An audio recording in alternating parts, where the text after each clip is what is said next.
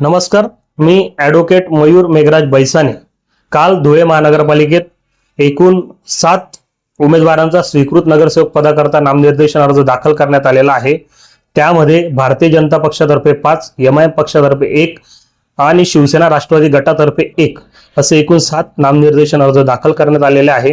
परंतु हे 7ही उमेदवारांमध्ये डॉक्टर, वकील, इंजिनियर, पत्रकार, प्राध्यापक अशा विविध क्षेत्रातील एकही बुद्धिजीवी घटक नाही. सदरची बाब सर्व बुद्धिजीवी घटकांवर अन्यायकारक आहे. सर्वात महत्त्वाचं म्हणजे ही सर्व 7ही उमेदवार कुठल्या तरी सेवाभावी संस्थेचे पदाधिकारी आहेत, एकाच क्रायटेरियातले आहे असे घेण्यात आलेले आहेत. सदरची गोष्ट बेकायदा आहे. यापूर्वी देखील महानगरपालिकेत 2009 ते आतापर्यंत एकूण 16 उमेदवार झाले.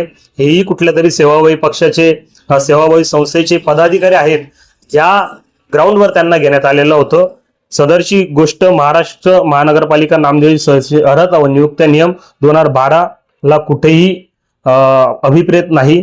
त्यामुळे या सर्व 7ही स्वीकृत नगरसेवक पदाच्या अर्जाविरुद्ध मी मान्य उच्च न्यायालय मुंबई खंडपीठ औरंगाबाद या ठिकाणी या सर्व 7ही अर्जांना आव्हान देणार आहे आणि यांच्या अपात्रतेसाठी आणि फेरनिवडणुकीसाठी मी याचिका दाखल करणार आहे.